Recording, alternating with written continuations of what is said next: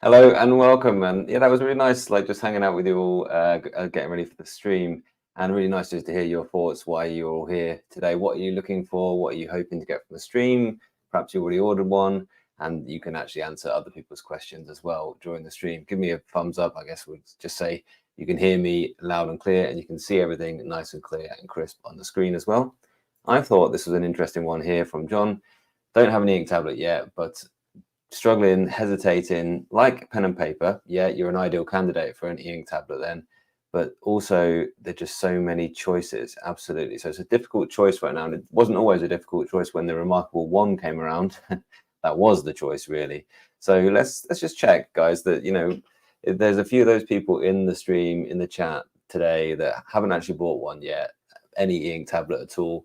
Let's help them to make that choice today. So that's what we're really here to do as well. Now, for a lot of you, go with the reMarkable Paper Pro. Yeah, I've released one video on it so far for taking notes, doing all that it says that it's capable of doing, all that it's kind of intended for. It is pretty darn good. It does the job just fine. And we'll talk lots and lots and lots about it. I've got a little bit of a running order here. If you can read my screen okay. This is my little running order. I'm going to give you some thoughts that I've had about after another day of using the reMarkable Paper Pro. So since that first video was just on the first day, really, then I'll fire into your comments and questions that you're asking now. And then I'm going to look through some of the questions that I actually had on my first review video, my first video on it, and we'll go through some of those. And then a bit more Q&A, a bit more chat. And then I'm going to do some comparisons to Kaleido free technology, because if you're not sure, this is a different type of color e-ink screen that's in basically every other tablet. There was one other Gallery 3 e-ink screen tablet out there, and it did not perform very well. And I think that really the Gallery 3 is not going to be suited to the full-on Android productivity type devices. So we will see. So yeah, let's fire in. I'll definitely show some sketches on there. Yeah, the drawing on it is really A+. Definitely a video coming from that soon. Yeah, lots of people like Boox users also thinking I want to have the reMarkable experience as well. Yeah, it's really, really good. Interesting talking about the prices and things like that, saving money, because actually I know £559 is what I paid for this basic, just the reMarkable with the basic pen. And I didn't actually get a book photo at this point. Actually, £559 is not a million miles away from some of the other tablets that are out there as well. So let's do it. Yeah, absolutely. I don't think you can, unfortunately. What you'd have to do is save it as a PDF, for example. Let's fire in. Yeah, so comments. Looking forward to my comments on this new precious. Yeah, okay, Julie, let's get into it. Julie's obviously a user of many e-ink tablets. Well, I want to just talk first of all about the flashing. You can see it there as a change, and you'll notice it a lot more whenever it changes to color. So between black and white, I just want to say this now, that I've talked about the flashing in the first video I made.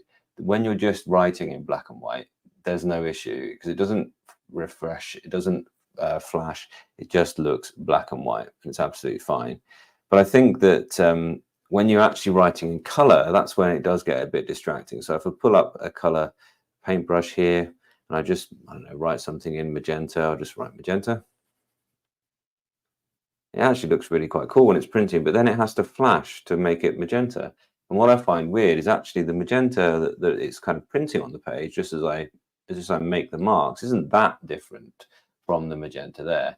So I think what reMarkable should do, this is my sort of 2 cents, I think they should actually figure out some of the colors that they can make without making it flash. So for instance, the blue that they have on the highlighter, right? See this is some blue that I've done earlier on the highlighter. It doesn't look very different to the final blue that you get just as you make the stroke.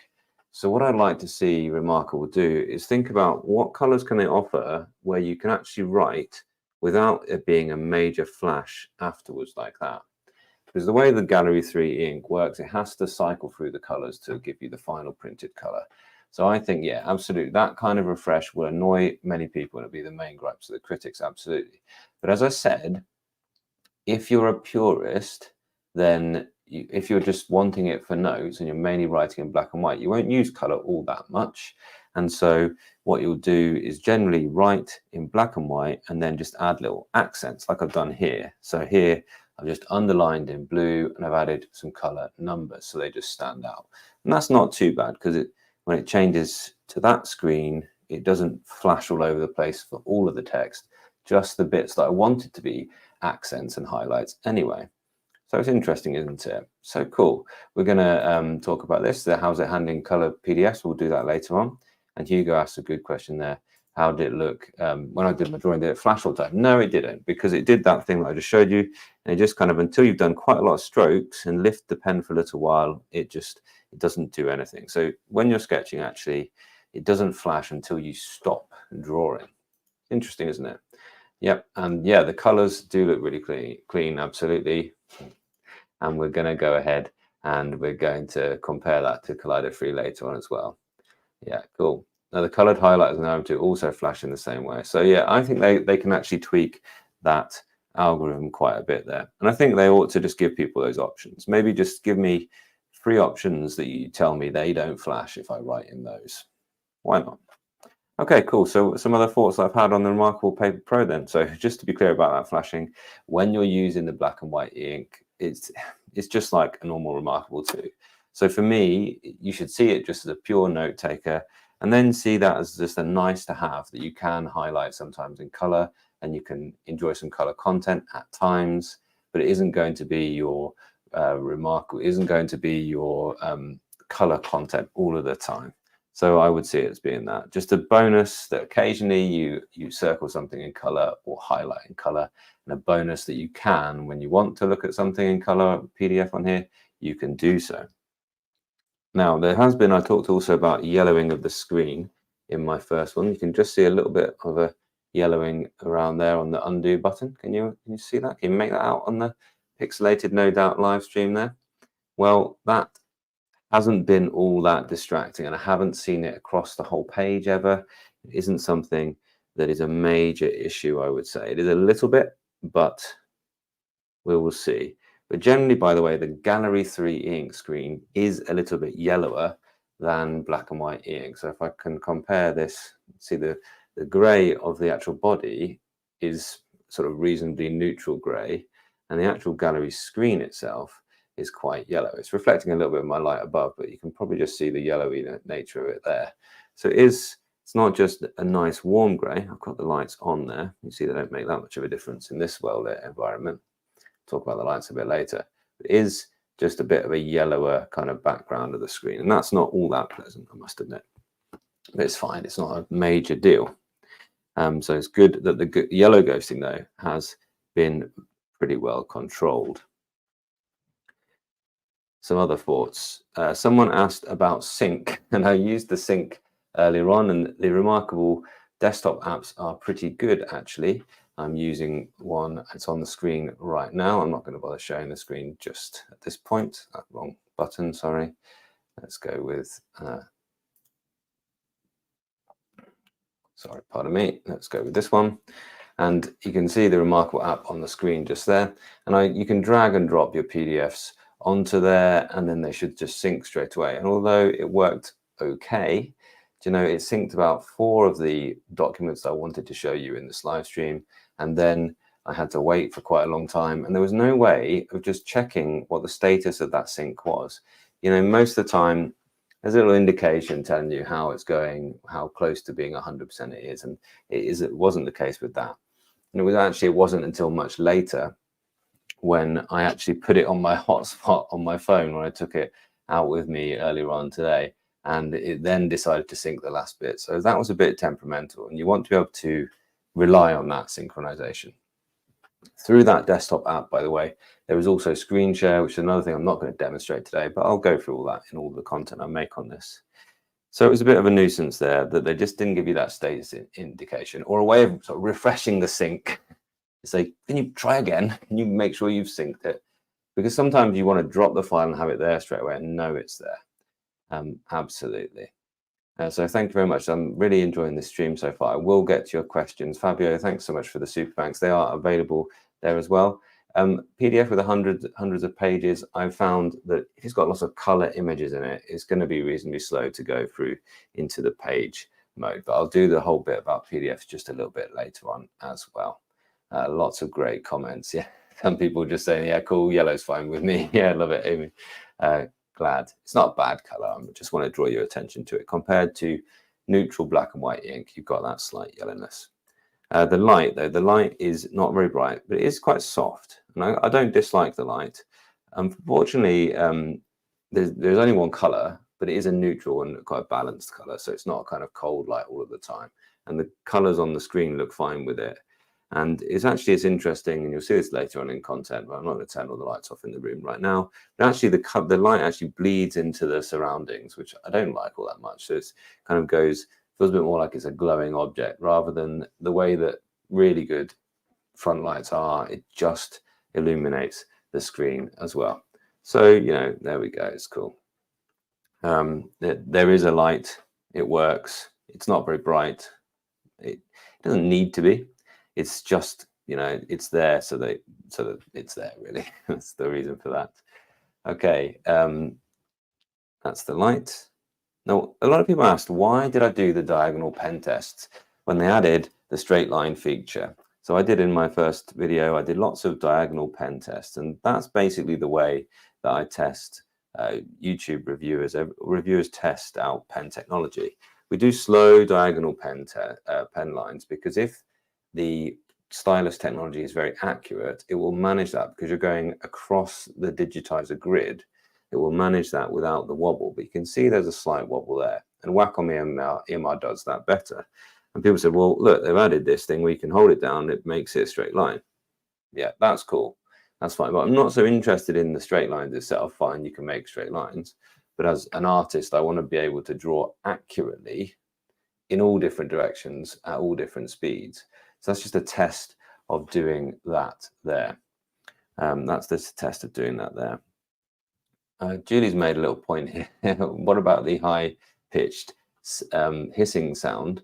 I haven't noticed it yet. There's a noticeable screech slurring when it changes the image page. I can't hear that. I don't know whether it's just in PDFs or here, but I have heard that, and I've also heard that that's been confirmed as a thing by reMarkable. So there we are. I meant to spend a bit of time getting pretty close to it with my ears and trying to listen for it, but I didn't do that. So I didn't hear it just then either. So it's obviously, it's something you're going to notice if you look for it, I think. So the marker is good, but it isn't as good as the previous one, which was the Wacom EMR. Now the marker is very good for what it is, though. And I said, well, it seems to me that USI styluses, when USI styluses, they're the type of stylus that tends to be on the cheaper Android tablets because you don't need a separate digitizer for it. They use the capacitive touch digitizer. It's my understanding of it in any case. And they tend to be on the cheaper of the tablets. So I was surprised to see that's what they've gone for here, but it isn't working. It is working better than a lot of those cheaper tablets are. And for handwriting, it's really good.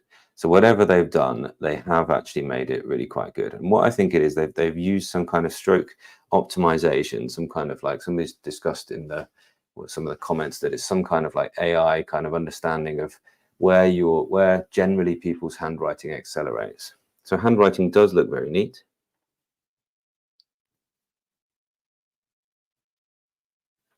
But what I would say is that it doesn't look exactly like my handwriting always looks.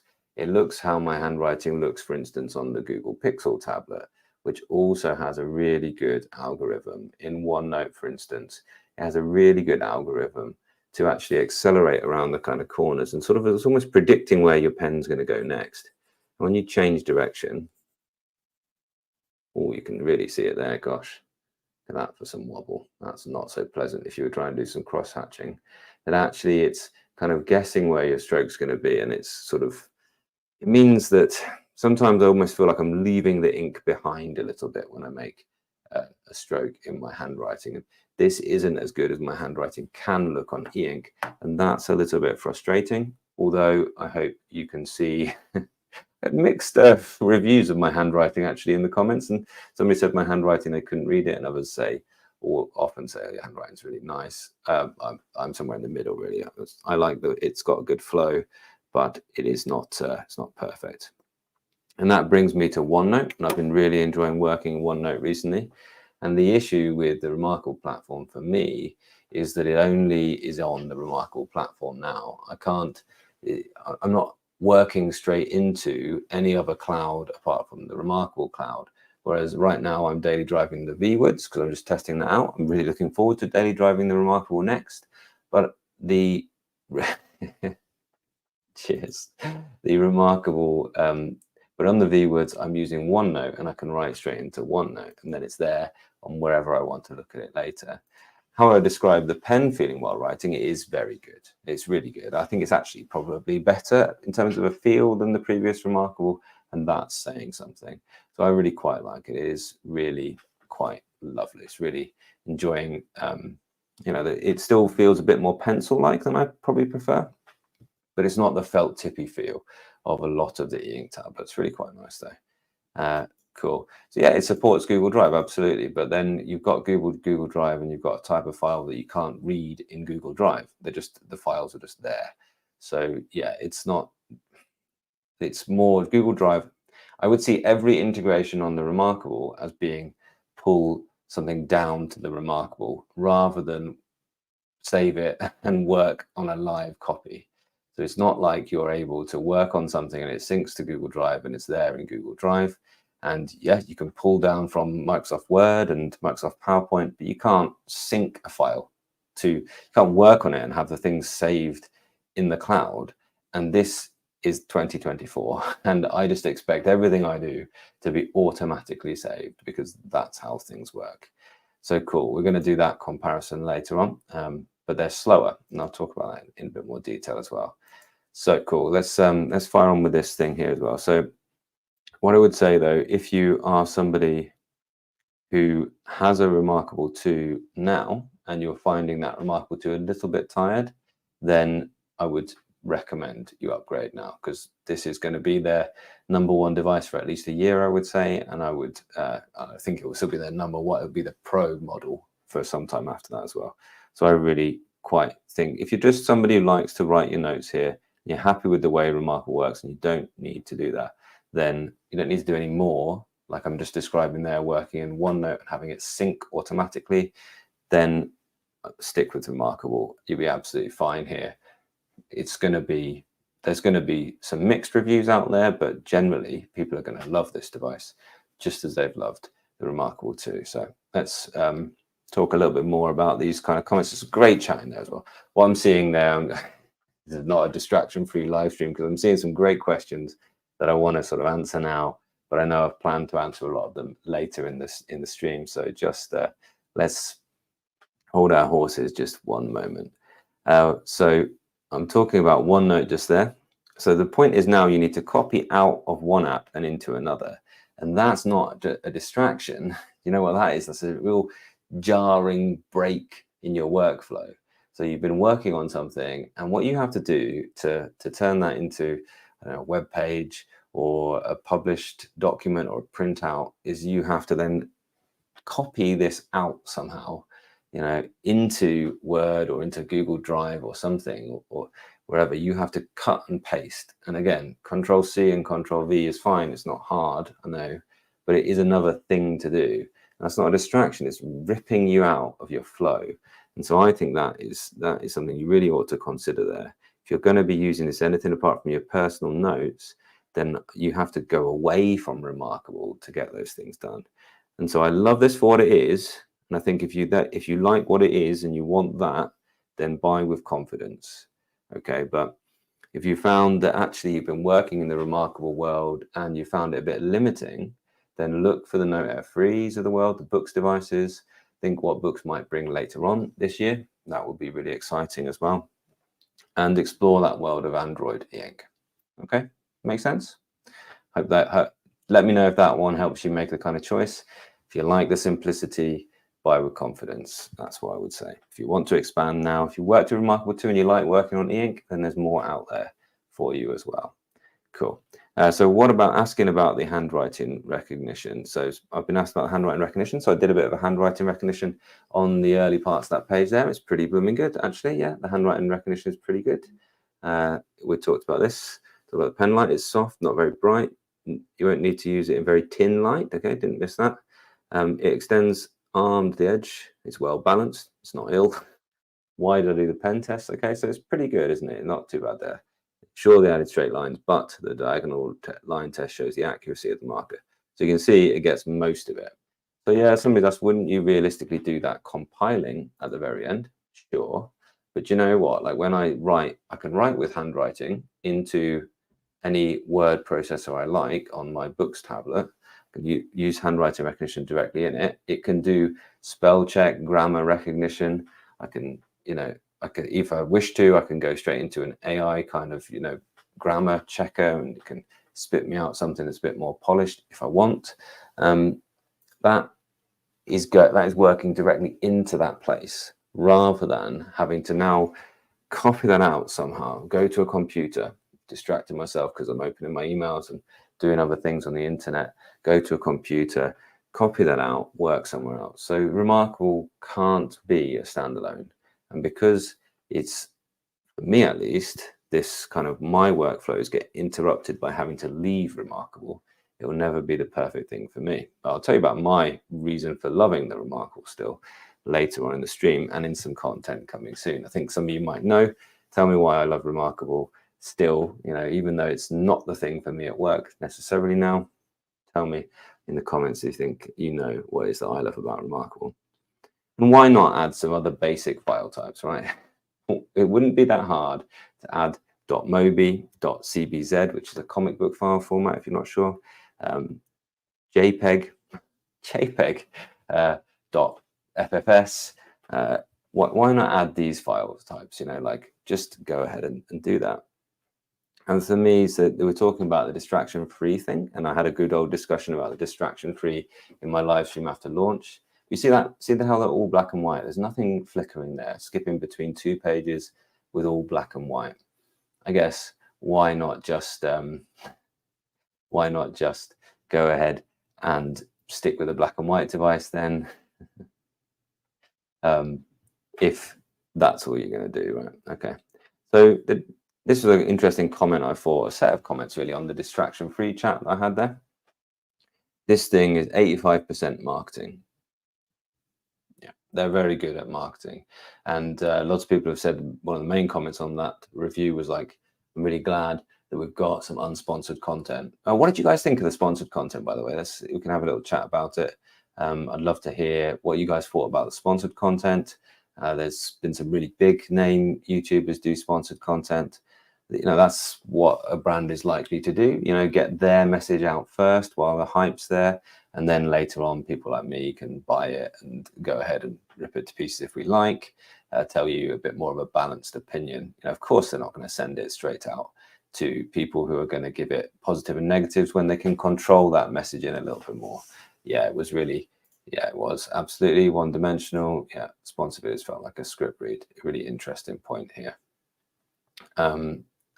Yeah, I think all ink is really good for lacking eye strain, so I wouldn't think this is any different. The gallery free for color is probably better than the Kaleido for color in terms of eye strain. We'll talk about that later on as well. Yeah, they did actually get hands-on with my deep guide, and they did give me the heads up so I could read their things there as well. Yeah, this is an interesting one here. Yeah, I found also that is an interesting point as well, of course. But I thought there was pretty poor, some of it as well. And I like those YouTubers; they're really, really good. But the enthusiasm didn't come through, did it? And I wonder, actually, if you get it to people who love e-ink first, you're going to get a different kind of thing. Because I'm going to talk about a lot the reason why I like this thing. Anyway, so another comment said they've sold a lockdown ecosystem as a feature. They've sold something that they actually don't want to and haven't spent a great amount of time actually improving. They've sold that as a feature. So there we are. That's an interesting one. They also managed in the like promo videos at first, they managed to sell the color flashing. They had all this kind of like the magic of they didn't say the magic of it, but as they made the magenta and the different colors, they showed really close up with it, kind of like the way it kind of flashes through. They didn't show that bit. They showed you just as you were sort of scoring across the page, making these wonderful blues and magentas, because the blues and magentas look great on here. It looks really cool when it's making that mark, but then it just flashes several times and you're like, oh, wish I'd done that now. So there we go. They managed to sell that as a feature as well. And I certainly was taking, oh, this could be really, really good. But of course, I had that bit of caution. I hope, with all my excitement, I hope the kind of caution came through that Gallery 3 is a newer technology and it's not perfect yet. And then somebody else said it's a really interesting point. Distraction-free or distractions, attention-seeking kind of computers, attention drawing is a real known issue. And it's been studied for a long time. It's not a new thing. And it's not just notifications. It's not just that there's no notification system on this, but it's just the possibility of connecting that gets you. It's about checking for that dopamine hit. And like, it's been really exciting. And I've chosen, out of the 2 phones that I have at the moment, I've chosen to carry my distraction beast a bit more regularly recently, because I've been enjoying reading your comments and things as they go as well. So, but this evening, just before this live stream, preparing for this live stream, I sat and I finished off the book that I was reading on the Kindle, Watchmen, and really enjoyed that on here. This is a color e-ink. This is an old Kaleido 2, not even that, I think, yeah, Kaleido 2 Plus, and really enjoyed finishing off here on the e-ink phone, knowing that I wasn't going to get interrupted or be tempted to just check, see how many views, how many comments were being made there as well. And this still looks really, really good. And you can see there isn't quite, when it changes the page and the Kaleido, it isn't quite, even on the color ones, there isn't quite the level of flashing. Bigme have done a really good job here with getting that screen to perform. But the Kaleido free screen on that phone will be brilliant later. Anyway, I got distracted there, didn't I? And if you're not sure about that, read Digital Minimalism. And I think what it's really taught me, that book, is that I know now what I'm getting into. If I decide to take the fold out with me, I know that I'm going to be giving myself that distraction, that opportunity to be distracted. And yeah, later on, we're going to talk about Boox devices, but don't forget that the Boox devices aren't cheap. 449 quid for a Note F3C, 650 quid for a 499 for a Note F3C. Now, granted, you get a stylus and a case in there as well. 650 quid for the Tab Ultra C Pro, and you get the type case for that, and you also get the Pro 2 pen with the eraser on the back for that. So, it's not a million miles away. They're only a little bit below what you have to pay to get the full thing on reMarkable, and actually only £60 more to get what I have gone for, and just to use one of my old kind of folios to keep it in for now, at least until I decide what I'm going to do in terms of reviewing the accessories as well. And yeah, I'll come back to that. I'll just have a little bit of a kind of moment and a little bit of a kind of chat with you guys. Very warm welcome. I'll be back in like 30 seconds. Thanks very much for joining the live stream. Don't forget to pop your questions in the chat, and I'll get onto them at points during the live stream and at the end in a Q&A session. Supers are available though if you do want to highlight your question, and I will try and get to it a bit earlier. Thanks so much if you're watching this on the replay. Feel free to fire in your questions into the main comments section as well, and I'll get around to answering them. If you're watching it after a day or so, you should find it chaptered out, so feel free to skip around. I'm Kit Masters, and this is the Evaluate Everything show. Let's pop over to live, Kit. Yeah, cool. So thanks very much earlier on me, and do believe reMarkable will release a reMarkable 3 later this year, 300 ppi, and a smaller 7.8 inch. I don't think that'll be later this year. I think that'll be this time next year. I don't think they'll release them both together. I think they'll release one of those, probably starting with a reMarkable 3. I don't know. You can zoom in and out of text, absolutely, yeah. And there's one suggestion that somebody gave me, which was, let's go to the pages, let's go to the end, that actually you could treat it almost like, because people often ask for an infinite canvas. What if you start working at the maximum zoom level, so that 5 times zoom, and you actually start in the sort of finest pen? Can you start a kind of mind map? Now, incidentally, the pen tools are always great. Oh, you can see quite a lot. This is a really good example of the yellowing on here just now, by the way. Can you see that yellow tint in there as well? And then you could sort of, you've almost got now an infinite canvas, because you can zoom out like so. And you can zoom in and work around. So actually, if you're looking for an infinite canvas,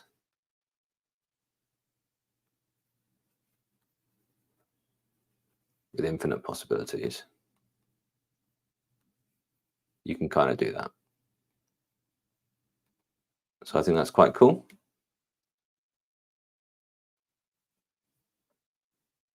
There's not infinite possibilities. I don't know why I wrote that. But you can see now I'm using color. All of a sudden, getting a bit, it's getting a little bit messy. Okay, cool. No, I'm not sponsored by Boox. No, I think there's a place for both those great devices. Interestingly. The dark mode is not possible, and I think dark mode really is about limiting the light that's coming into your eyes. For me, it's about e-ink is kind of like the total antidote to that question. Really, you don't need light or dark mode there as well. Yeah, I was wondering about that. I already feel like I've worn a little bit of a kind of edge on my nib, so that's a good question. I think they might last longer. Yeah, they certainly don't feel soft like the other one did. It's not going to turn into a little mushroom. It's going to wear like, I think so anyway. I think it's going to wear like the end of a pencil, you know, like a wedge shape, the kind of, you know, different things. So that would be interesting. No, there's no way to force a manual refresh, which surprises everybody. And I just think, you know, I said it earlier on, didn't I? Just give us a few more choices, because the only thing they've given us now is this kind of like, it's only in PDF reading. They've given us a contrast setting in PDFs. So given that somebody asked for PDFs, let's go to some PDFs now. And I was asked for scientific papers. So why not?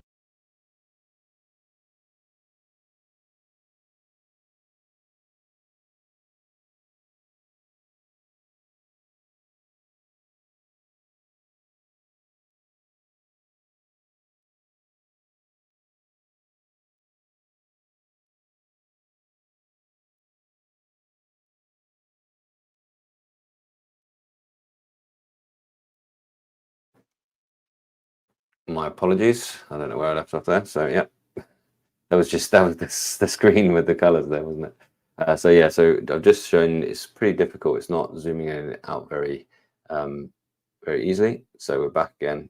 Yeah, anything we missed there, just showing zooming in and zooming out, not that great an experience on a color PDF. It almost goes black and white look, and then decides to do it. And actually, you can really see that yellow ghosting there now. It's not all gone there. And there's no way to say now, can you just refresh the whole screen so I've got a nice clean and crisp thing? You need to wait for it to decide, or I better do a full screen refresh. And they have two settings in PDF. It says automatic apply contrast filter. So basically the contrast filter is like so. If it's on, which I think it was on there, it was on automatic, so it's making its own decision. That's a good question, Radu. I'll do that in a second. It's making its own decision. Generally, contrast is better for reading text. So if it's got a lot of text, it should decide to be in contrast mode. But I found it's not really reliable, and images look better with the contrast mode off. See, these colors look better. So, okay. Oh, yeah, but Radu, now, if I want to do that, and I'm someone who's got any kind of secure things on here, I need to turn it off and on. Yes, it will do a full refresh, but now I need to enter my passcode. 6 digits, by the way, and no way to change that. And now, oh, there's still a bit of yellow staining there where actually the passcode was. So, you know, it's just like, these are things, I think the gallery free is not perfect. And for people who understand how e-ink is working, you kind of forgive that because you know what it is. But then if you know how e-ink's working, then you want a way to full refresh the screen, don't you? Cool. That's an interesting one, isn't it?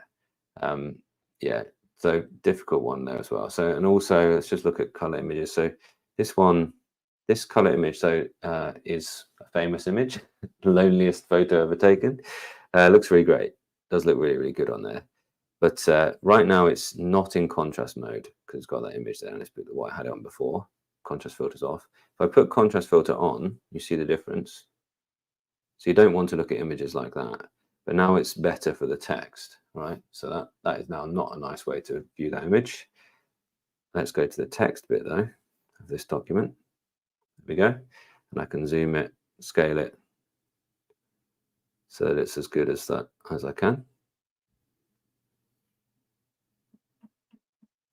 Oh, is it going to stay like that? Oh my, oh, okay, no, it's kind of got rid of some of the yellow there. Okay, that's not too bad now. Okay, but now when that's contrast filter on. Now if I take contrast filter off, you will see now the text doesn't look so good. So you're constantly getting these trade-offs. And that's why I think a lot of us are excited to see what Boox do with this technology, because they will work really hard on that as well. Yeah, I hope they do. I really hope they do. It just needs, most things just have a swipe up from this corner, and it does that one as well. Yeah, fascinating chat. So I'm going to dive in next. I'm going to dive in and look at what you guys have already said in my full review. If you haven't seen that and you want some 4K footage, then do go ahead and watch that after this. What it really looks like, and I'll be back with some more 4K kind of footage so you can really see the screen in all its glory, rather this mushy, highly encoded, probably 1080p coming to you right now. But I'm going to do that. I'm going to go to this one, which actually, this was your comments. I'll switch it around that way, shall we? Because I actually like it this way around instantly. This makes a lot of sense. It's almost as if it was kind of designed to be this way around. Pardon me, get the right one up. Almost as if it was kind of designed to be in landscape like this for right-handed people. I guess it can work for left-handed people this way around. I'm certain you can rotate it. If you tell it you're left-handed, it will probably work like that. And for lefties, by the way, as well, when you set it to left-handed, this goes across the other side, and it doesn't get in the way so much. So don't worry too much about that if you're a lefty. Now, what I did was I actually made this, I snipped some of your comments from my video with the cut and paste on a Windows machine, and then I put it into a PowerPoint, and then I sent this via the send to reMarkable thing on PowerPoint, which is cool. But I just thought, well, why can't you just put copy and paste into a notebook in the reMarkable cloud? You know, is there any easier way? Does anyone know of an easier way to copy and paste like clippings like this? Do they know of a way to actually copy and paste them directly into the a notebook? Because frankly, that's the type of functionality we just expect now. So nice that they've got the center reMarkable from PowerPoint. Could be cool, but yeah. So we've talked about this one already. And I just put here, sponsored by my wonderful audience. I just wanted to say thank you so much to you all for being here. Wonderful people that you are. And I'm just going to check what I'm in. And it's on automatic contrast filter. So, okay, I'll live with that. Is that, I think it's left it on. You can tell because generally text looks a bit bolder with the contrast filter on, but pictures look worse. So that's what that's all about. So this is some of the questions you've asked. Thanks for showing things no one else does. Okay, my pleasure. And I just wanted to say this. Look, well, people have bought the reMarkable Pro because of the generous 100-day return policy. Now, I must say that is excellent. The 100-day return policy is really excellent. It is such a great policy. And I just thought I'd mention this now, that actually if you're sitting on the fence and you're not sure, then why not give it a go with no quibbles? Return policy, if it doesn't fit for you, then you know you can try it out for over 3 months and still just send it back. So cool. So I just thought I would just mention that tonight. So it gives an accurate idea. The video gives an accurate idea of what we can actually expect from the device. Cool. Watching the RM advertised video, I was suspicious at how good it looks. Looking at these reviews, I'm not sure whether an upgrade and when to spend the money on. The refresh and flashing looks quite distracting. So I just thought, well, look, we've got a distraction-free device, but actually it does get in your way a little bit now with its sort of sudden, you're reading and you're changing page and there's this flash through magenta and cyan and yellows. And you're just like, oh, I didn't know. That is a bit of a distraction. So that flashing is worth kind of thinking about. And yeah, they're not going to show that in their own promotional videos. Of course they're not. They're going to highlight the good bits. Of course they are. So there we are. That was just a point there to make. Vlad says, pretty wild. It's USI. I was surprised as well. I was surprised, as I said earlier on, because the USI standard tends to be the sort of cheaper standard of note-taking stylus. But I will reiterate that for basic note-taking, it's really good. And the cheaper styluses that I was sort of playing about with, they didn't look half as good as the reMarkable Pro. So I wouldn't get this and go and think, well, I don't need a marker. I'll go and get a USI stylus and just look there as well. So this is, yeah, it's kind of the opposite of distraction free. Yeah, thanks, Mr. D. Really appreciate you. Color does look really nice. And yeah, the colors look, you know, you get there and you just think, gosh, that color does look really good. But yeah, the pre-writing and rendering does bother me a little bit. But yeah, but you two, I'm supposing, are pretty much ink aficionados, aren't you? Like, you appreciate how it's working, and you appreciate the fact that you have something that's printing colors like ink on paper, and that's why you're here. That's why you're buying this device. Most people, that's not what they're going for, and they're sold this distraction-free thing, and then it just flashes at you. Now, this is, though, way better than the previous Gallery 3 screens were. Now, you can see as I'm annotating this, it's not flashing because I'm just using black ink. So for a lot of what you do, you'll live with it like a black and white thing. And then you've got your color things that are just kind of stationary, and they're okay. So I think you have to say to yourself, well, do I want a little bit of color? And generally, I know I'm going to be working in black and white. And generally, you're not going to find yourself thinking, oh, I can write that in red pen. Although it works just fine. You're not going to find flow in that writing that does that all the time. Maybe you will. Maybe it's, you know, maybe I've only had a couple of days with this. Maybe after living with it for a long time, it'll be something I actually really appreciate. And it's kind of, oh, it's printed. It's really cool there as well. Yeah. So there we go. It's a trade-off in there. Okay, so I would like to see how it handles magazines and A4 coffee table books. Yeah, I'm very glad to oblige that. Let's go ahead and do that then. Just got a bit distracted there by the flashing. So in this place, I've got it for just archive.org, details comics. There are really lots of comics on there. So we can just have a little look at a few together. I know it's been requested a few times, and I've looked at some already. Let's have a little look at how it handles those things. And I got Watchmen, just the first one. I'm a big Bob Dylan fan, so I'm very pleased with reading this. It was really, really good. And it looks great. So what am I in? I'm thinking, yeah, a contrast filter off is the best way for this, because it's very black and white kind of high contrast images anyway. Actually, contrast filter on doesn't look too bad, but you just, when you're in images, stick with contrast filter off. It does look worse with contrast filter off, but not too much. But any kind of photo things, you want them off so you get the good gradation of color. But this is kind of, you know, very simple. It's a good thing for e-ink, this type of comic, because it was printed in only just a few sort of colors as well.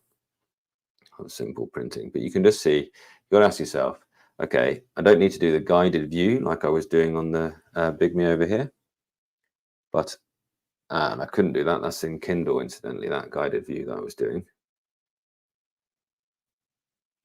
But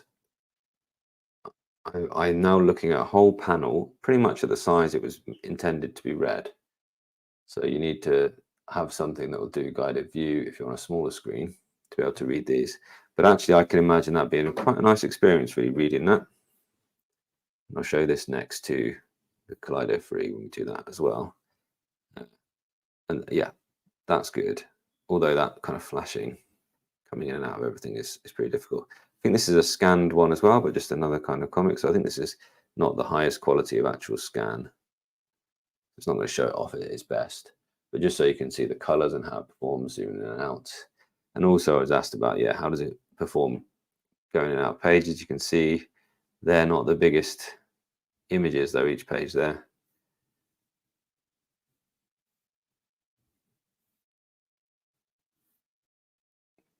Yeah, but it's managing all right, isn't it?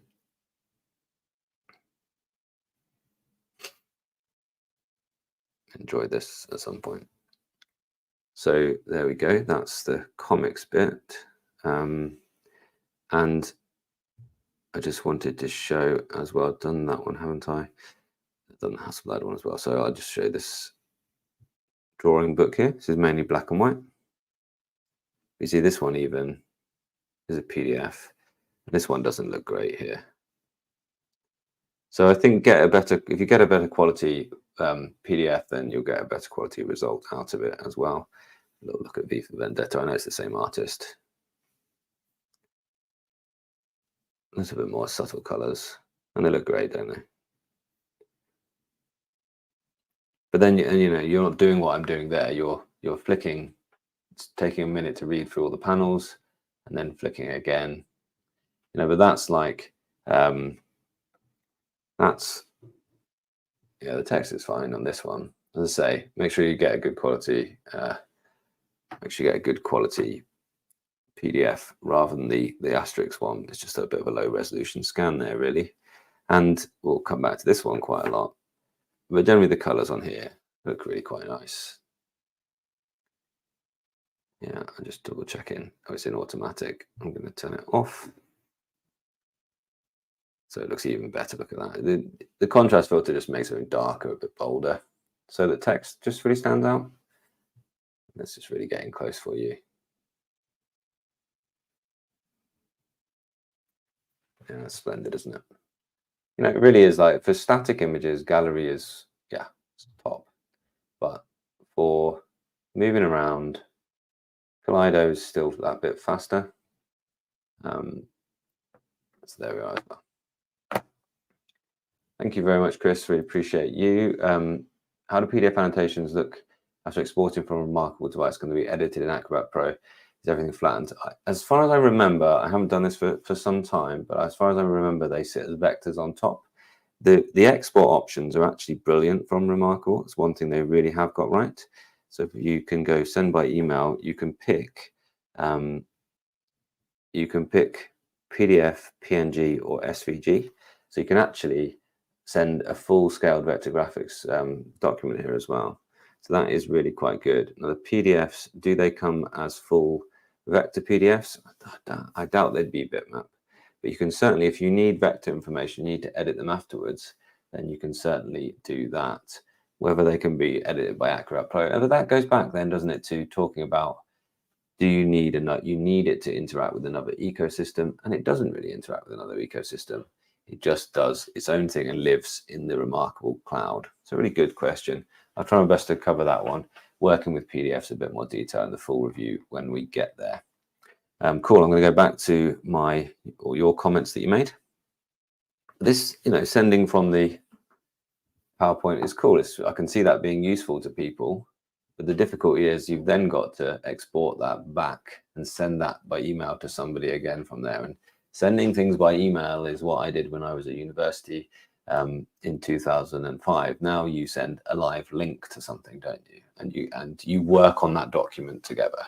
So you leave your annotations within the PDF that you can both edit in your cloud, whatever cloud service you're using.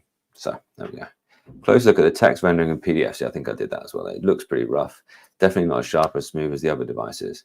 I don't mind the flashing so much, but the text being hard to read is a deal breaker. Let's go to a full sort of live PDF with real kind of text, not one of those kind of images like the comic books that I was showing you there.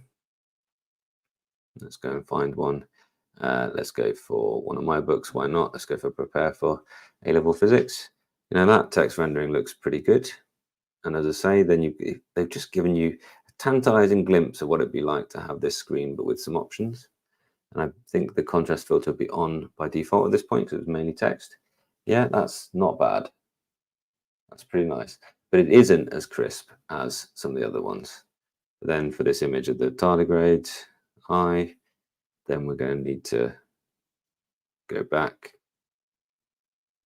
Yeah, that's why it should be left on automatic. But I think on this page, it will presume that I want the text to be readable. So I'm going to have to go in and that's like 3 presses. It's a bit long, isn't it, really? I think I will generally live with that contrast filter off because I can read that perfectly fine. It looks good. My little 2D momentum thing there. There's me doing circular motion. There's a younger version of me. Anyway, that's the text rendering in PDF looks pretty. It looks fine in my opinion, but no better than fine. It's not like super crisp, like how great it looks on a Carter 1300 screen, for instance. Really good. Wish the handwriting was searchable. Yeah, that's a deal breaker. Someone says, yeah, very little excuse for them not to do that.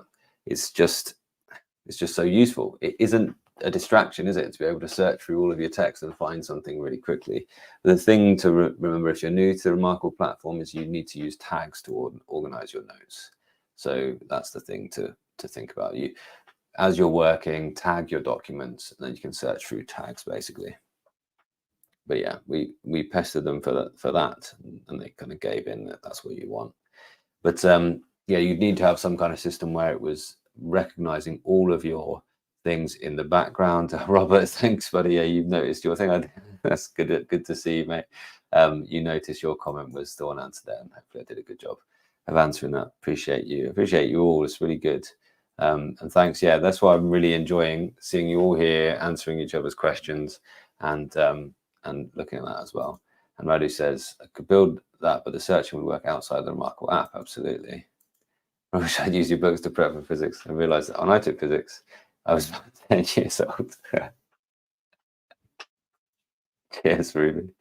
So yeah, so people want to see comparisons with colored inks, and absolutely that is coming shortly. I'm going to just have another little bit of a chat, another little bit of a word from earlier on me, and then we will come from it. And incidentally, I haven't heard the high-pitched noise at all as I've been moving through the PDFs there, so can't be too loud. I would personally recommend not trying to hear it, because then you'll hear it all of the time. They added a technique to allow drawing straight lines. This is what I was talking about earlier on. Yeah. So they did mention this. You know, I don't think it's clever enough, like a lot of them, to do full shapes, though, is it? No. So you know, most tablets we're a bit further along than this, where you can draw a square and hold it down, and it will become a square. So you have to do a line, then another line, then another line, then another line, and it isn't square either. So loads of e-ink tablets. If you want that type of functionality, then look elsewhere. And then it has to do the flash, which yeah. Okay. And then this was the gentleman Satomi, or lady, pardon me for presuming, who talked about they added AI linear prediction technology to improve latency. So the pen is very fast. It is very low latency. Although it's not really low latency if it's then the actual color you want is not even that far behind, but the actual color you want is after this flash. So it's a bit of a, you know, let's just say it's great low latency in black and white. So there we go. And it's the linear prediction, which is making my handwriting feel like it does in apps that use that kind of handwriting smoothing kind of thing. And that's the way they get around, you know, on screens that aren't as accurate as drawing tablet screens. I have the Huion drawing tablet over here, great for writing and drawing on because it's really A+ accuracy. A Wacom, you know, the full Wacom ones are much even better than the Wacom EMR that they sell to other companies. And the Wacom EMR is the really good ones to come out with. Handwriting to text, and specifically math-related handwritten equations. So let's do some of that. Yes, I know what you're talking about, because I'm a physics teacher, and that's what this person says. Let's go ahead and do some handwriting conversion with maths. I don't think it's going to do well with maths somehow, but you never know. Let's give it a go. What did we just come on to? I'm starting to teach motor effect and Faraday's law, so let's just do really simple F equals BIL stuff. And let's do Faraday's law. So the EMF is equal to the rate of change of flux linkage. If it gets that, I'll be amazed. And let's just do some simple, let's sub some numbers in, why not? 3 times 10 to the minus 3 times 0.2 times 0.35. Will it handwriting convert those? Okay, let's see. I think it'll make a mess. Yeah, it didn't even do equal signs. So it's a no-go for that. You really want to look at one that's purposeful maths type. The best one, actually, the Kobo is good for maths type. because it uses the Nebio type. I forget. So find one that is really advertising that will do maths type for you with handwriting conversion. So where were we? Questions. A few more of this person's questions. TJ Entertainment Shoes. Left-handedness features. Is the X still easy to hit? Yes, it used to be the case that because left-handers tend to write with a bit more of a kind of pinch round grip, unless they're Leonardo and they just go ahead and do the whole thing backwards. So it tends to be that although the UI switched, lefties were hitting the X and accidentally coming out of the thing. Now they changed the sensitivity of that. We left out the dark, good one. Changed the sensitivity of that and made it less likely to happen. And from what the person to talk to and ask is Brandon Boswell, who's a lefty who uses reMarkable a lot, and he says it is better. So there we go. That's the thing. Yeah, Hugo, I tricked you, my man. Cool. Yeah, and yeah, they have improved. This is one thing they've added as well. You can have up to 3 reMarkables on the reMarkable account. So stands to reason there must be a mini coming, because what would you want? You probably want your Pro, your medium size, and your mini. That would be nice. Cool. General import and export documents and changing formats. Basically, if the only formats you can have are they are PDF and is EPUB, that's your lot. And can I just point out this circle for one moment? For anyone who was wondering why I did the diagonal line test, can you see how that is not perfectly curved? It's more like sort of bunch of straight lines. That is why it's worth testing out the diagonal line test, because that is not me. I've not jagged around like that, like a logo turtle. I have actually, I've done a circle, and that's what it's come out as. So just be aware of that every time, look. And as an artist, that's what, if anything is going to get to me. I really want to, I'm in the PDF here, so I don't know whether that is the same in the notes taken out. So I'll try that in a second. Palm reduction is excellent. Yeah, absolutely.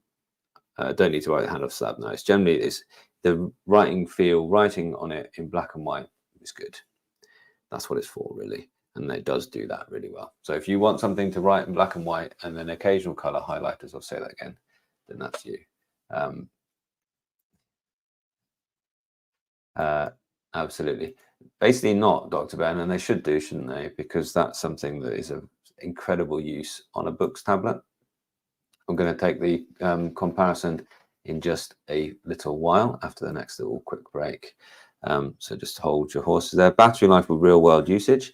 I've been using it was sort of, yeah, I've been using it for 2 days and I've used almost 2/3 of the battery because it wasn't 100% when I got it.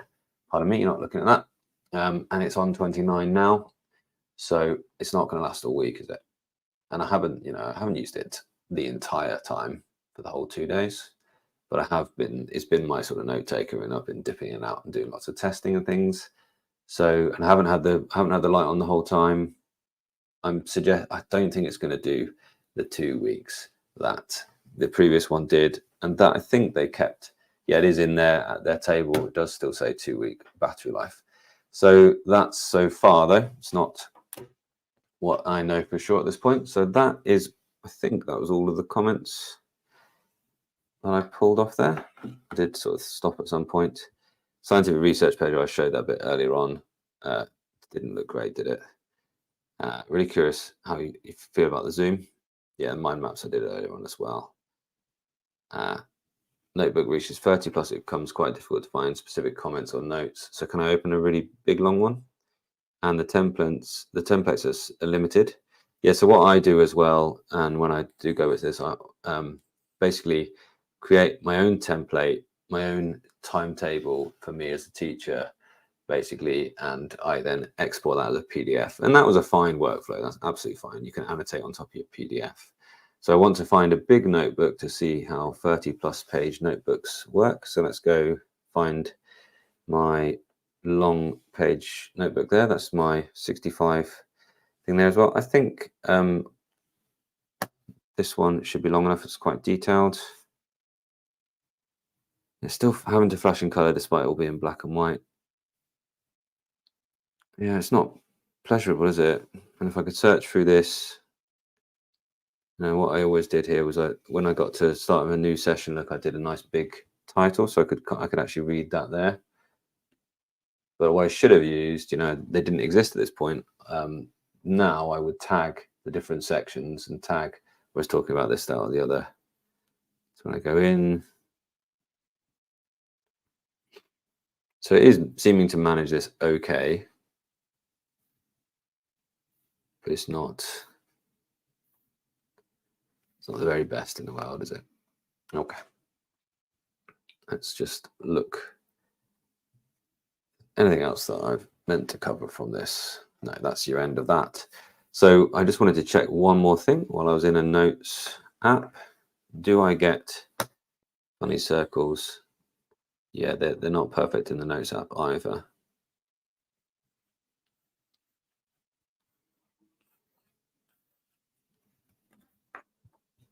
They are still slightly jagged edges.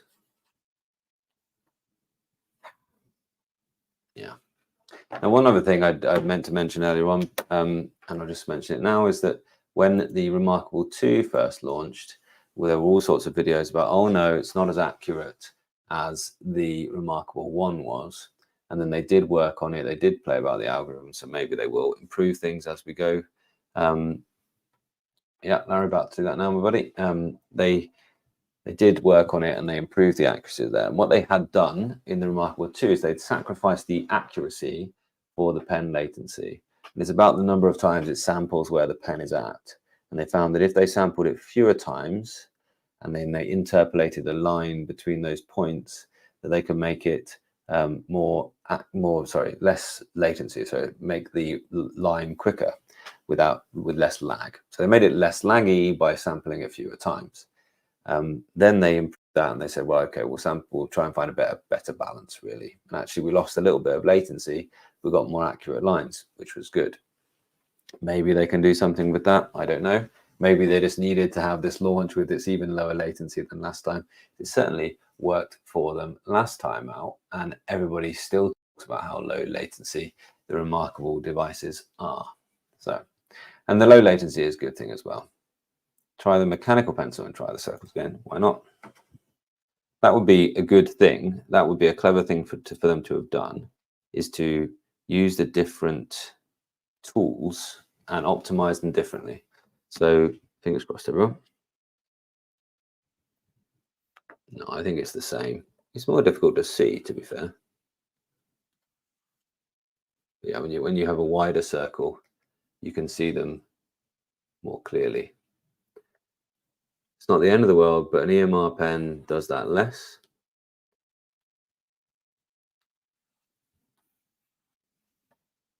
And you certainly are hardly noticing when you get a nice thick line with the shading pencil.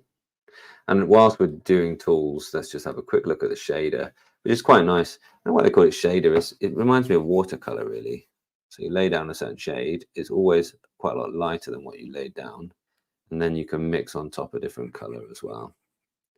And I did that for the background, but that's something you need to get your head around. You need to get used to what that does. And I think I found that after about sort of 5 layers, it wasn't changing anything, making anything darker.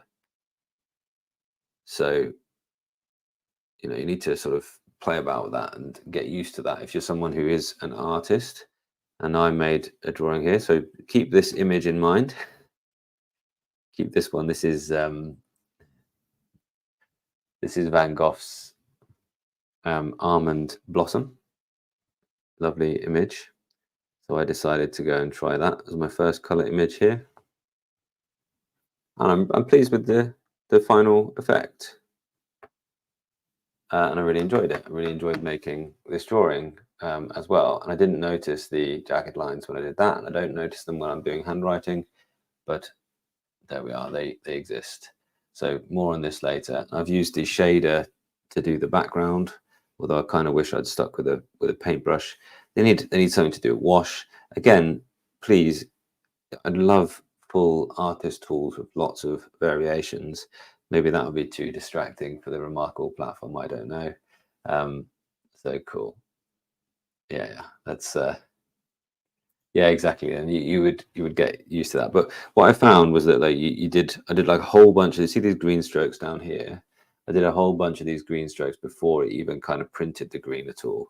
So you kind of like what's going to happen is you're going to get used to the way it's going to look when it refreshes, and then you do that as well. So but I have found mixing the colors with a shader, I'll show you my first go, mixing colors with shader doesn't really look all that good. It's quite difficult, you know. Why not, if you're going to do a shader, why not just give me access to a color palette? If it does 20,000 colors, then just let me pick my color, you know, like just treat me like an adult. And it just wouldn't be that hard, would it, like, to do that there? Okay, I'll get rid of that. Sorry, yeah, that's yeah. But I really did enjoy drawing. This was done on the very first. No, this was all RM2 stuff, I think. I love Alphonse. Look at that, it's lovely, isn't it? And the pencil tool is still A+, and drawing in color with the pencil tool is going to be a good time. It's just you have to appreciate it for the new tool that it is. Okay. Yeah, exactly. I mean, stuff like that. Like they need to just think, right, we're gonna if we're gonna actually let people and encourage people to see these as tools for artists and people who want to actually sketch things seriously, then you need to you need to give them the tools that they kind of deserve. Yeah, earlier on so I just dropped the live stream for a few seconds to tell you something which might surprise you. Did you know that most of the people who watch my channel aren't actually subscribed, even people that are regular viewers? What's that about? No worries, but really, channels like mine, it really does help with the way that robots decide who to send my videos out to. So take a moment to scroll down and check whether your button says subscribed or subscribe. If it says subscribe, then just click it and let's get back into the live stream. Okay, so this is going to be now a little look at the Kaleido free screen. And find the right one, my apologies. And I've got here 2 Kaleido free tablets. And I really thought, I thought what had happened was that reMarkable had seen Gallery 3 and said, oh, we want that. We want this amazing new technology. We want to be the first to bring big Gallery 3. Put our money down for that. Book us in the ink. And then I thought what happened is that they had realized that that's harder than it seems and we can't get it to look perfect. And they've done a good job of getting it to a place where it can work, but you can see it's got flaws. And then I thought what happened is that, oh no, just give us Kaleido like everybody else has got. And just do my fingerprint reader to get in there because it's a pro level device. And I opened the Note Air 3C and I thought, and this is a Boox device, don't forget. I opened the Note Air 3C and I thought, oh, it's so calm. Look at the way it changes the page. And I got to the apps thing here, and I noticed the way it clears the background out, although it's not doing it as well as the Tab Ultra C, which is the better version of the better driving of the Kaleido 3C. I'll come back to that in a second, Kaleido 3. But I just thought, gosh, that's how color e-ink should be. Now, I'm well aware that Kaleido 3, the colors don't look as vibrant as they do on the gallery. Okay, let's try and find the same page, shall we? What page are we on? I'll be a million miles away. Pages and pages. Go back to the start page on both. Okay. And just double check what we're in here, because I've got all the options I could possibly want here, don't forget, because this is Boox and they're giving me the things. I can have depth on the full refresh. I can go for speed mode, so it's not going to refresh every page, or I can go for regal if I want to make sure I've got 0 ghosting every time I turn the page. I've got all of my PDF tools. I can run it split screen if I want. I can permanently snip off the sides if I want as well. There's just so many options that I've got. Sorry, pardon me, it did its full refresh there anyway. And now when I turn the page,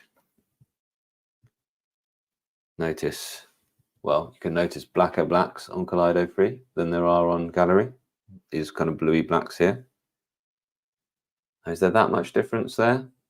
Yeah, there's a more difference. This is more orange. That's more red. That red is the same as that red there. That red is certainly more vibrant than over there. Now I've got this with some front light on, and yeah, they, of course, go with no front light on, and it's way darker than the Gallery with no front light on. But let's just give them both the kind of best shot, and we'll give them both a sort of equal amount of front light. This is a lot stronger a front light, and a similar kind of tone. Nice balance there. But for every page turn, it's quite considerably longer, isn't it? Okay, I'm going to get the camera a bit closer for you as well. What do you guys think? Just pump that up a little bit.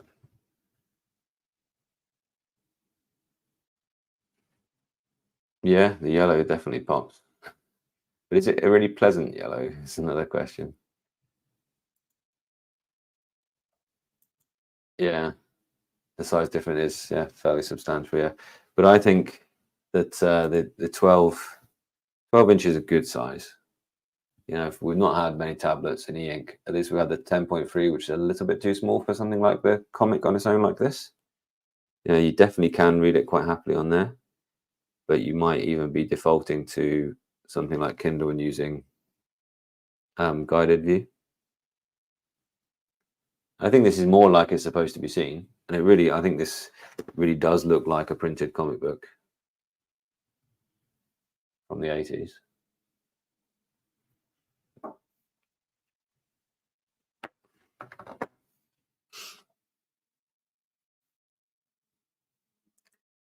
Yeah, so good. Now, is this in the only comparison? Because, of course, now with books, I can do whatever I like as well. And there's handwriting on here. Let's go and do some of that. I can do some circles on it, hopefully.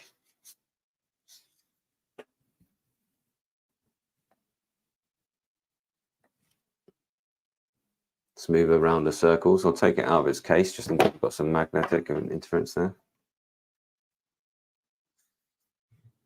Slow diagonal lines. Don't forget shape perfection of any shape that I like. It's a lot more sophisticated, isn't it? So yeah, there's sophistication in kind of appreciating your surroundings and not being distracted by your gizmo in front of you.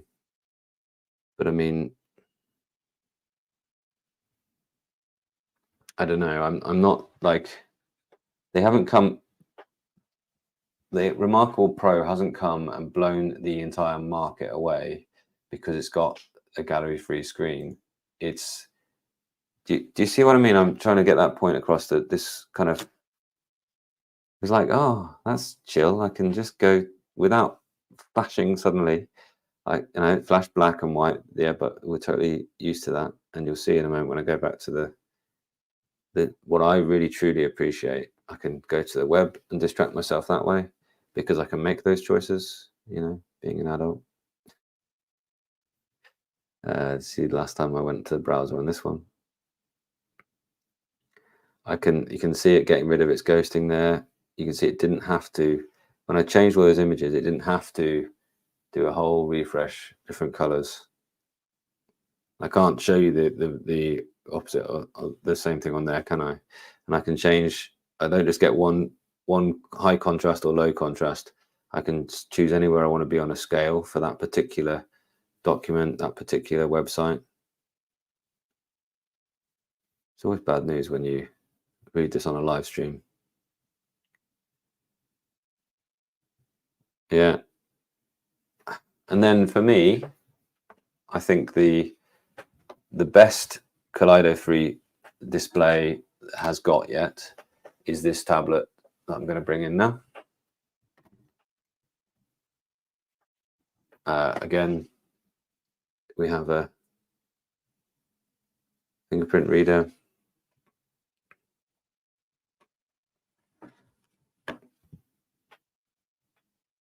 Let's rotate it into vertical.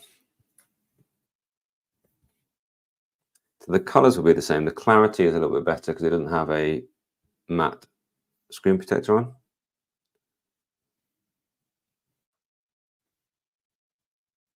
Well, this is just so civilized, this. Let's just check that I'm in the same mode that I was before. Depth and speed. Let's go depth and regal.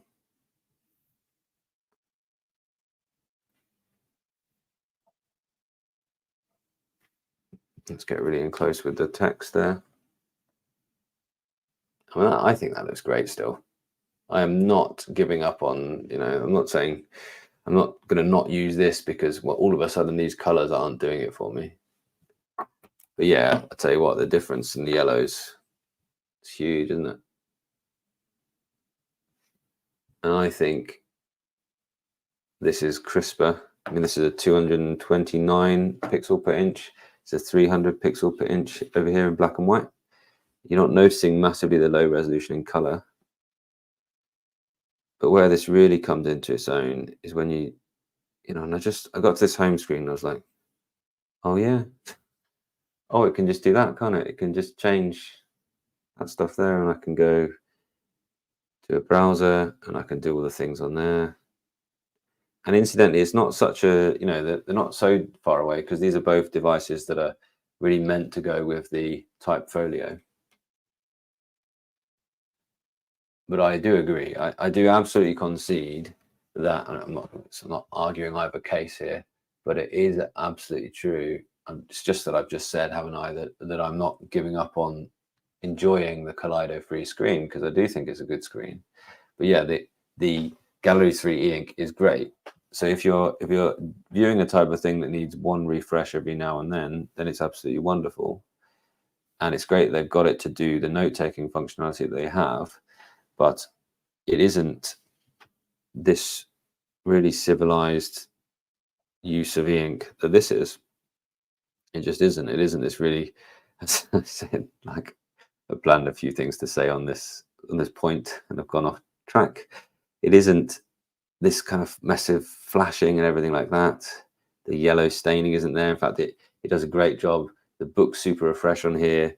It's really amazing the way it kind of clears out the white space, the way it can actually manage to play YouTube videos. And sure, I'm not going to be spending any time watching them, but if you had to, what they've done here with this e-ink screen, the fact that you've got microphones and you've got nice. It's still something else, isn't it? Like, let's pop it on and just appreciate for a moment.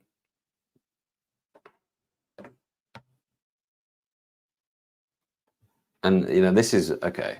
We aren't going to be able to do this on a gallery. It's not happening because the way it works, you have to cycle through the colors to get there. And short of them doing that in 0.01 of a second or something like that, even then it's going to look a mess of flashy colors. They're going to need to go down to the hundreds of thousandths of a second to be able to do. If they can do that fast, then it could be possible. So Kaleido has a place for this type of tablet. Kaleido has a place for your productivity e-ink tablet.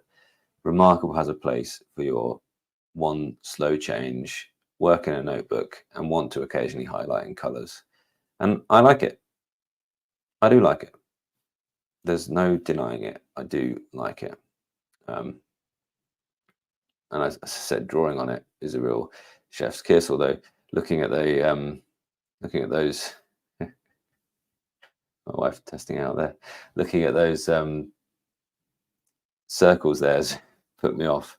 Sorry, I'm just getting distracted by YouTube in the background, everyone. I'm just going to stop this from playing YouTube now because that's really distracting me over there. Was that a useful comparison? Any more questions with that? Because I'm going to sort of fire on and look in the discussion and have a last little chat now. Any more questions about that comparison there, then do ask away. Where were my thoughts about that I had earlier on? Yeah, so don't forget that the Boox devices themselves aren't cheap. So, you know, if a lot of you have said in comments that, wow, this is a more expensive tablet than we were really thinking there as well, you know. 499 buys you the Note Air 3C with the amazing screen feel. It's nice and thin and light, not quite as thin as this, I don't think, but you do get the Wacom EMR pen. You do get the case bundled in at that price as well. 650 for the Tab Ultra C Pro with its keyboard case as well, and the better pen with the eraser on the back. But actually, I never thought I would say that a Boox tablet was a calmer experience than the reMarkable. And you know, reMarkable, they know what they're aiming for, and they know what they need to give you. That they know they need to give you a bit more controls to get the best out of the Gallery 3, but they don't want to do that because they need to sell this on the distraction-free experience. And I think in black and white, it's still that. I think for writing notes, it's still that. I think they still have work for how that screen behaves. Okay, and so what do I think? Now I'm 2 days in. I really like it. I do really like it. Can it replace all of my e-inks? No. Could I actually see myself using regularly something like the Boox Tab Ultra C Pro or whatever Boox has got up their sleeves in their tab lineup next? And I think we're seeing them sort of diverge their lineups into a Go lineup, thin and light, tab lineup, which is your portable PC type device. I could see myself using both of these for different reasons, really. Okay, so we will see. But it's easy to use. It's a pleasure to use. And it can do that. If you're looking for something that's simple to use to replace your notebooks, replace your planners, then it's easy to get a hold of and just straight away can do it tomorrow for you if you can get one shipped in. And that's what I wanted e-ink tablets to do when I first bought the reMarkable one all that time ago.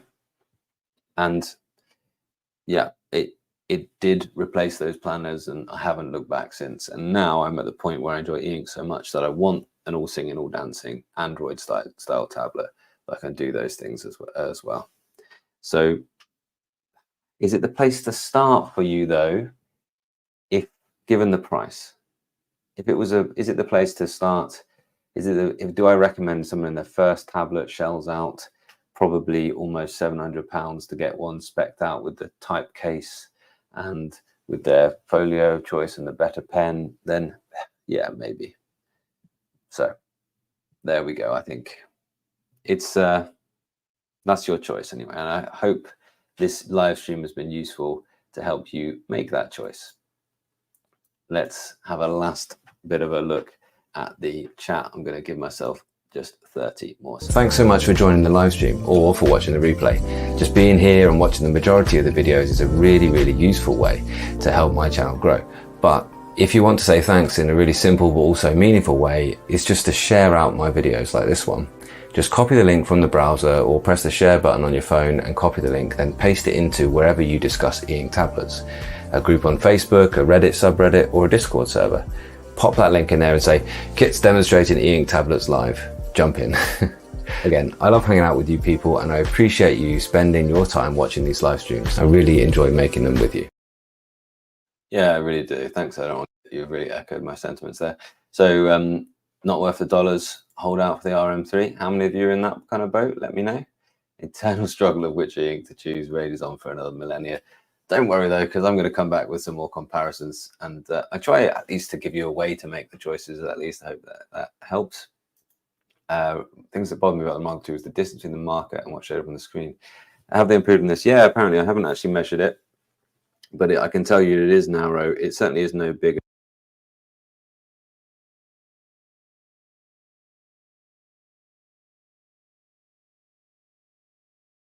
Thanks so much for watching. If you're here towards the end of the live stream, then I hope it's fair to say that you find this content valuable. I have found a way to offer even more value to you. If you want to go deeper and also to support the channel even more going forwards, channel memberships are a great way to get involved in more of a community and more of a conversational form of content. The key benefits to becoming an Evaluate Everything member are members only live streams where I'll answer your questions and give you my insights into the devices that I'm evaluating even before I've published a full review. So if you do want a bit of a preview of the points that are going to make it into the full review before I've even been able to shoot or edit those videos, you can get involved with that. You can ask questions and request demos and really just discuss and influence the content as it goes forward. I really hope this community grows into a place where we can have a meaningful discussion around these devices that I evaluate. There'll also be community posts for members only discussions, and membership also means that your questions and comments are highlighted to me in my memberships area. There's no change to what I'm offering here for free, but here's an open invite for you to go deeper and help me to evaluate everything. Back to the live stream. Sorry, so we're talking about this gap between the pen and the screen, and it has never bothered me on the reMarkable 2. But the fact they've managed to squeeze in a front light and still not increase that gap, then it is pretty impressive. What I would say, if you are someone who really wants the smallest gap that you can get, then look at the Boox Go 10.3, especially if you're thinking, gosh, he's just said that the color isn't such an amazing feature yet, then yeah, then do that as well. Sorry about that. That's a slight technical one there. Yeah, as ever, choose based on your use case. Have a look through my content and just think, what do I want? What do I need? What should I actually get based on that? There's lots of reasons why this reMarkable Pro will be great for you and the right tablet for you. And there's lots of reasons why one of the Boox ones will be as well. So just think about that. I don't think there is, although I have a lot of fun making top 10 videos, I don't think that what I think is the best. In fact, I do place the Tab Ultra C Pro. I think that that is I don't place that at the top. I place, last time I've done a top 10 anyway, I've placed the Note F3C at the top. I'm really looking forward to making that. What's your predictions? What's going to go top for the next time I do a top 10? I'll be interested to hear what you have to say about that. I have placed the Note F3C at the top because it's most suited, I think, to most people. So we'll see when we come to that as well. That's a real difficult one. It depends if you want to use like guided view in Kindle. I really like some of the smaller ones for that, actually. The Big Me B751C was really good for guided view there as well. So there's that. Yeah, exactly. Date stamp notes, searchable handwriting, jump from my books. You know, actually, these things aren't distractions when you use them right. Sorry, Baptiste, but actually for large scale reading, this was really good, wasn't it? But one of the color Kaleido one of the color Kaleido 3s is also really good as well. Much bigger screen, lots more storage as well. Was this disappointing? I'm not personally like thinking to myself all the time, gosh, that's low resolution, but then I have really enjoyed bumping up to the 300 on some of those ones as well. Yeah, if you don't need a front light, you don't need a front light, then go for either the Go 10.3 top drawer tablet, that with a really good low screen ink to top surface depth, really good. Also look at the Supernotes, and the new Supernote will of course have a very close e-ink to the screen. That's probably, the Supernote is the one, if you're a purist for note taking, still Supernote, when they bring out the A5X2, we're all excited for that because it really looks like the ink is on the top of the surface on those as well. The freedom, yeah, give you the Android OS. Neo Reader is amazing, absolutely. Will not change my Nova Air 2 for reMarkable. Okay, cool. Yes, nothing that's nobody's making you want to make the switch just yet. Yeah, Boox Tab Mini C don't read as much as I thought. Should I sell it and replace my RM2 with the Pro? I think you've got a great little combo there. Yeah, but that's a good question. If you're not using that for what it can do, then that Tab Mini C is a really good tablet, incidentally. So either sell it to somebody and they're going to get a good time with it. But if you're not finding that you want to use the apps, then yeah, I think great choice. Combine the two, bigger canvas, color when you need it. That's the thing to that. No, I don't think so, Ryan. I think that they'll have worked on it quite a lot. I think, as I said at the top of the stream, I think if they gave you like, they let you know some colors, like this blue doesn't need to flash in my opinion, because it didn't change much. That blue looks the same as that blue. So why do you need to then flash if the blue that you gave me straight away was fine? And whatever that yellow is, how can I just have that without it? Is that the orange? No, see that orange looks red at first and then it changes to orange. So figure out which colors it can do without needing to flash much. And maybe it is just the blue. Give me that color, whatever that magenta-ish color is. But I can't just have magenta, of course. Give me whatever the colors are. Whatever the colors are that don't need to flash, give me those options and they'll be my main kind of highlight and colored pencils. And then I won't have to flash a lot. So at least they could do something with it. At least they could do something with it to make it less flashing. No, I've just had it for 2 days, so I haven't really tried to try that out yet. Will Jeffrey Moss, if he gets one, and he'll test all that kind of thing out, which would be absolutely amazing to see. Good color, slow long battery. Boox okay color, but fast plus. Yeah, exactly. The battery life does what you're doing on the Boox tablet does change the battery consumption quite a lot. But yeah, you're right, really. Okay, so faster. The Kaleido 3 is the faster of the two screens, but the color doesn't look quite as good as printed paper. The gallery is the slower screen. The colors look more like printed paper. On the fence, haven't had an ink tablet before, but want one for work and meeting notes. Dive in. Honestly, I don't think you're going to regret it. Now, I said at the top of the stream that we try and help out people who were thinking, oh, which one should I get? I want to get one.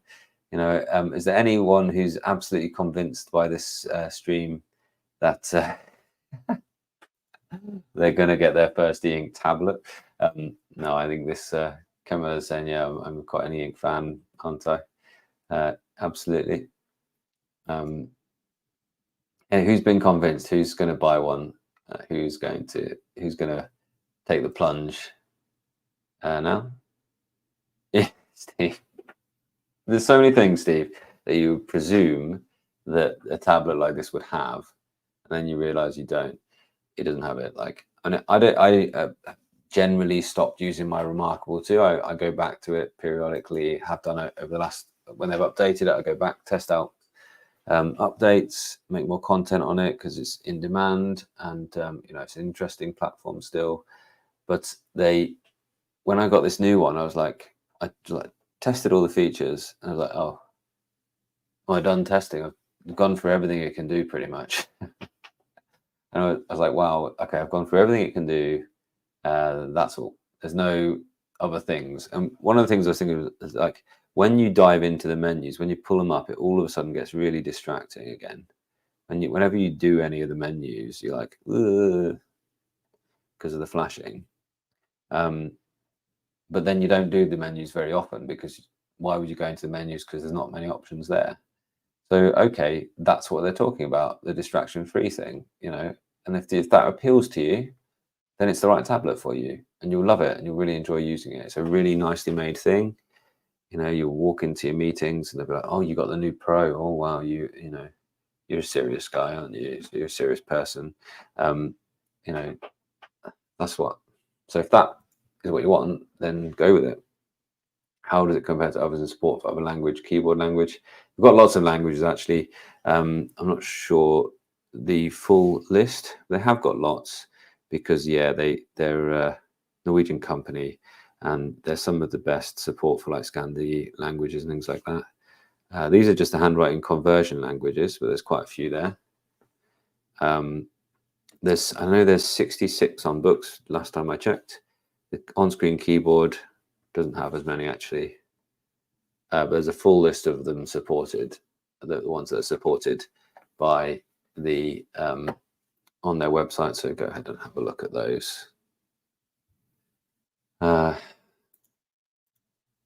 Yeah, I just hold off on Boox. Maybe, you know, I don't think we're getting replacements just yet for the Note F3 and the Tab Ultra C, but I would just think that 13.3 Just wait and see what they do next. I think I don't know anything, but yeah, just wait and see with them. And this is the time of year where new things get released. I mean, if you're happy with it, there's no need.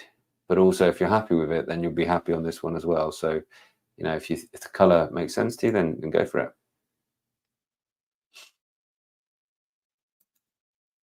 Yeah. So if you want stencils and things, I don't know if you were here when I was doing the Note F3C, and it's got this smart shape feature where you can actually do a circle, hold it down. You can do that. So they've started doing that a little bit because they've gone and done straight lines. So that's fine. Like if you need to do some orthogonal work. Okay, so what you could do, you got your straight line by holding down, but they haven't got like, you can't do a triangle and hold it down. Like that would turn it into a triangle on Boox. And what you can also do is you can add a template, of course. You can add like a dot grid template. It does it to each screen. And then now you could use straight lines to start your drawing on this dot grid, which would be quite a fun way of making a nice diagram. But I mean, that's a lot longer than just going around and holding the thing down, isn't it? Like we can on other tablets. So I think if you want that type of shape perfection thing, look elsewhere, really. I haven't got any keyboard just to hand test, but I could try out for the full review. We know the color when you select it, if you're able to give it to you straight away. Common sense. Yeah. Yeah, I don't disagree with Joseph here. As a first step into the ink world, yeah.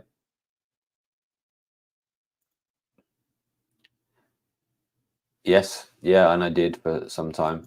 I really did prefer, when I was streaming to the board, I liked the space of the 13.3 tablets to be able to lay out my thoughts on my teaching. That was really good.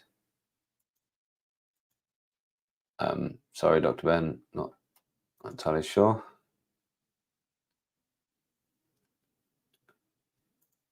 Yes, I think there will be. I think this time next year we'll be looking at RM3, and I think they will go, here's the purist. I think they'll say, we hear you, okay. They won't say anything bad about this, but the syntax of their messaging will be like, so people love the Wacom EMR, did they? Yeah, we did. I mean, that is just not my cross hatching, is it? Like my shading is. If you're an artist, you need to shade a thing in. I mean, this is nice though. That pencil tool is nice for us, but you need to know that your lines have got good quality, and even those. You see the wibbles in those. You know, and that's disappointing, really. So, like, I think they will say, "Oh, here's your purest device with a Wacom EMR." Really, I don't. Yeah, it'd be newer than the RM2, of course, but I think they probably, if they're happy with the internals of this and it's running their software such as it is, whenever they launch a reMarkable 3, they'll probably just stick with these. And yeah, take advantage of that return policy. Why not? There's lots and lots. You know, I'm way down as well. So sorry. Undecided whether to get Tab X Go 10.3 or Paper Pro. Mainly want to use the ink device for writing my book and sketching. Does Paper Pro have spell check? No spell check, no grammar. Again, so we, as I said earlier on to Steve, like things you'd expect to be there. So you're going to build a type folio, but you're not going to give us some basic thing like spell check and grammar. And that's like, okay, get the Boox tablet and you can write directly into Word and have all of the features of Word, and you know, you can edit those on your big computer. You can have it available to your editor, you know, live copy, so you can just send them a quick WhatsApp, just change chapter 3, check it and let me know what you think. You don't have to send them an email, attach the file, and they're the things that are distracting to me now when workflows aren't smooth. So I would do that. I've been asked this question a lot about students and learning and generally. And I think, again, you know, the one thing that would get me about having a reMarkable now as a student, I think it's a great platform for students, don't get me wrong, but it would get me that what I couldn't do was that I couldn't go to a website and pull down a PDF. You know, if my teacher sends me a link and says, that's the details you need. And then I couldn't go and get that. And then I couldn't just copy, screen grab and put it into my notes and work on those things. Or if I need to get something from the cloud portal, you know, if I sign into an e-learning, what do we call them again? Sign into an e-learning website. I can do that on my Boox device, and I have done a lot, and I really, you know, it's much more preferable.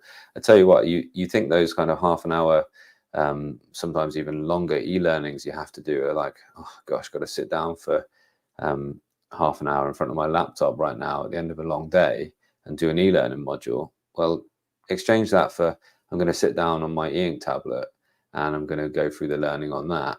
And all of a sudden it's like, it doesn't seem so onerous because you aren't getting that kind of like staring at the screen feeling. Yeah, so I think honestly you want the versatility if you're a student, so go with the Boox tablet. Yeah, but they won't, and they won't. So as the CEO said, if you want things like that, then the reMarkable tablet isn't for you, and that's fine. You know, that's its unique selling point. It's a distraction-free environment, and there is truth to that, as I spoke at the top. No, there's no setting for grayscale. That would be an interesting one, actually. Can we just go into purist mode? Yeah, because it doesn't, as I showed you as well, if it's pure black and white, it doesn't need to do that flashing. It's just going between black and white notes. So that could be an interesting way just to help us a little bit. There is a subscription, essentially just to be able to edit things in the apps. That's the main benefit. If you want to also edit things on your smartphone and things like that, so not just read and look at the notes, but you want to be able to add and change the type text on them, then that's the reason to buy it as well. Round of applause for Julie, who has gone and answered lots and lots of great questions today as well. So well done to you. Yeah, if anybody is interested in ever like becoming a chat moderator on live streams, you're very, very warmly welcome. It's something we can talk about. Yeah, but it is and it isn't, because it's the color thing as I put it, like you could pick the colors that don't need to flash to get to where they are, but lots of the colors need to go through the cycle to get to where to get to the color that the end point, that to get to the color that they're finally going to be. So they could change some things, and I think they can and should work on it, and they will. You know, they've got a track record of actually working on their platform, but they're a bit slower than other companies. And so, but they can't stop, they can't change the inherent qualities of the e-paper screen that they've gone for. Split view, I don't think I've made enough of that, but split view is incredible. You know, if you want to have a PDF on one side and a note document on the other side, absolutely brilliant. No, you can't access your Kindles. That seems to be like one of the most requested things. It'd be so simple. And a company like Supernote, a long time ago, they requested, can we just have Kindle on it as well? Okay, we'll put the Kindle app on it for you. And now, can we actually just sideload things? You know, we're adults. We want to just be able to choose some of the apps. I know it's not going to be a perfect e-ink experience, but let me just sideload things on. And they eventually said, yeah, well, okay, we'll do it. That's fine. So you can sideload things on Supernote, but not here on the reMarkable. Guys and girls, it's been absolutely brilliant. I hope it's been useful to you. Has it been useful to you? Let me know. Are you going to get one? Don't forget, there is a link in the description if you do decide that this is the right thing for you. I'm really enjoying it. I'm going to stick with it. I'm really looking forward to daily driving this one. I'm currently using the V-Woods and enjoying that as well. That's worth having a little look at it. But I'm looking forward to the development. I'm really looking forward to it, and I've enjoyed. Cheers, Alex. Appreciate you. I really enjoyed seeing how where this is going, and this is the future of e-ink. I'm sure of it. CMYK printing, basically. Yeah, it'll be a little while. Julie, what I'm going to do next is I'm going to go ahead. I'm going to do my drawing video next, and then I will do some more kind of, you know, my sort of workflow as I go. I'll do some little updates. I'm going to do some 4K 120 stuff and get in some nice macro shots for you all to have a nice look at. See the thing in a bit more like slow motion. I've got a microscope that I'm going to put on the thing as well. So I'm going to do all those little bits. They'll probably be shorter videos that I can get them out a bit quicker. And that'll all be coming kind of next week as well. And And thanks, Steve. I appreciate that as well. And then as I sort of evaluated that, we'll go together to a final kind of review, and eventually there'll be like a marathon piece of content. And also, as I said, yeah, I'm thinking what my next top 10 is going to look like, incidentally. Thanks, Steve. Appreciate you just talking about the color, the physical color thing, rather than just being a software thing there. So they're real cyan, magenta, and yellow color. It's not K, actually, it's white. So that's why the blues are a bit blue. And somebody did ask earlier on if the blacks, the blues are a bit blue, the blacks are a bit blue. How bad are the blacks? Like you really only notice it. It's one of those things you notice when it's right next to something else. But because I was expecting it when I got out of the box, I thought, oh yeah, there they are, the deep blue blacks. But you know, I think it might be Jacob. What his name is it? Jacob? It's not Jacob Alberg, is it? Who does like colors on just like squares of colors, and he's got a famous painting which is really dark blue on black background. These dark blue squares on tell me if you know the name of the guy. Amazing artist, incredible use of color. Dark blue squares on a black background, and you just can't really see you just can't really see the which one's black and which one's blue unless you're like right up for it, and unless you know to expect to see it. So yeah, cool. Thanks so much to you all, and I will see you all soon.